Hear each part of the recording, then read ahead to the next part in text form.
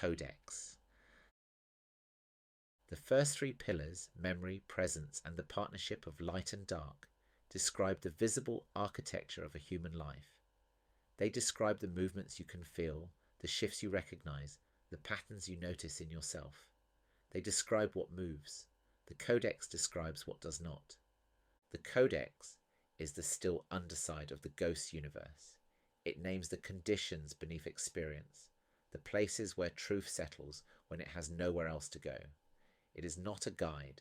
It is not an answer. It is not a path. The Codex is a mirror that reflects what keeps you from turning towards yourself. It does not invite. It reveals. If the pillars describe how life is lived, the Codex describes the parts of life you did not choose, the parts that shaped you before you understood the shaping. People often imagine the Codex as something heavy or foreboding, but it is not meant to frighten or unsettle. The Codex is honest. That is its only purpose. It brings language to things you have felt your whole life, but never knew how to name. It gives outline to the quiet forces that move beneath reactions, beneath memory, beneath the parts of life that repeat without permission. The Codex speaks in 4 axes: unformed, finite, broken, lost, not as diagnoses, not as judgments, but as ways of seeing the deeper layers of an inner world. Each axis describes a condition that shapes how a life moves, even when it is never spoken about. These are not chosen. They are inherited through experience, through childhood, through rupture, through silence, through what was endured and what was absent. The first axis, the unformed, describes everything that never had the chance to take shape. Feelings that were too raw to name, needs that were never met, not because anyone failed, but because no one recognized them.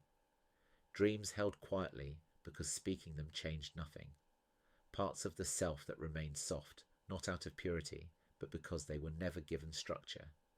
Everyone carries the unformed in some way. It is the part that still feels young, not in age, but in fragility.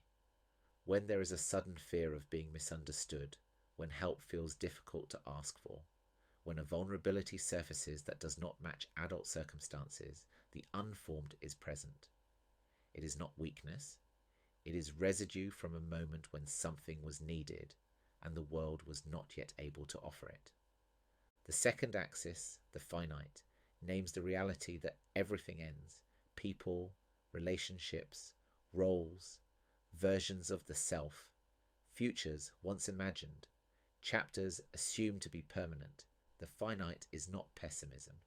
It is truth. Life moves in arcs. Nothing remains in the form that was once loved. The finite is often avoided because it feels too honest. There is comfort in pretending time is abundant. But the finite clarifies. When impermanence is recognized, attention sharpens. Choices become cleaner. Love becomes simpler. Life is met more directly. The third axis, the broken, names the fractures carried within a life. Moments that altered direction without consent. Experiences that demanded more than was possible at the time. Relationships that cracked under pressure. Parts of the self that collapsed under weight, never meant to be held alone. Broken does not mean ruined. Broken means interrupted. It means something ended before it could settle. The Codex does not ask for repair. It asks for recognition of the shape the fracture created. Depth, caution, empathy, resilience, tenderness often grow from these places. The fracture becomes part of the architecture. The fourth axis, the lost, names what is no longer present but continues to shape a life. People no longer spoken to. Places that no longer exist as they once did. Versions of the self that cannot be returned to. Paths quietly released. The lost axis holds ghosts, not as hauntings, but as echoes. Loss here does not mean death. It means endings without ceremony, changes without consent, absences that never found language. The lost is often quiet. It makes itself known through longing, through a sense of pull towards something unreachable yet still influential. It is the presence of absence, Together, these four axes form the Codex. They describe the conditions beneath movement. They influence reactions, boundaries, expectations, fears, attachments, and the places where memory and presence encounter resistance. They do not accuse, they do not console, they name. The Codex refuses to look away.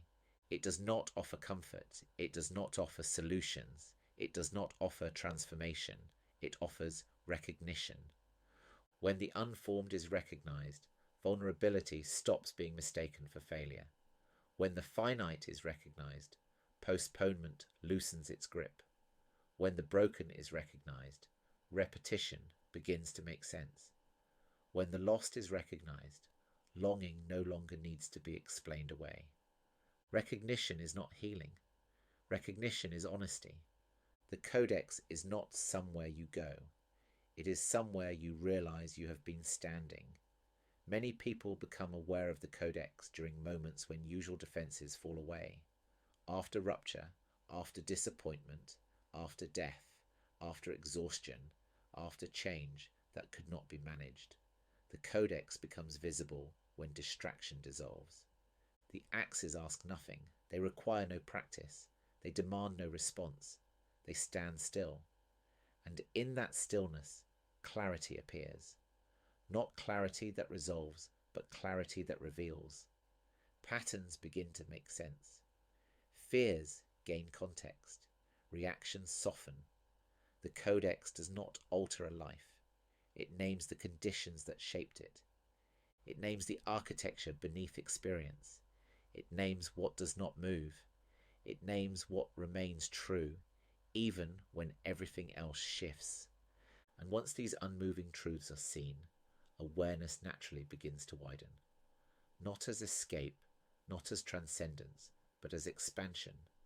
There are states where the boundaries of the self soften, where experience stretches beyond ordinary form, where the familiar sense of separation thins. This widening belongs to another layer of the Ghosts universe, not as instruction, not as invitation, simply as what becomes visible when the ground beneath experience has been named.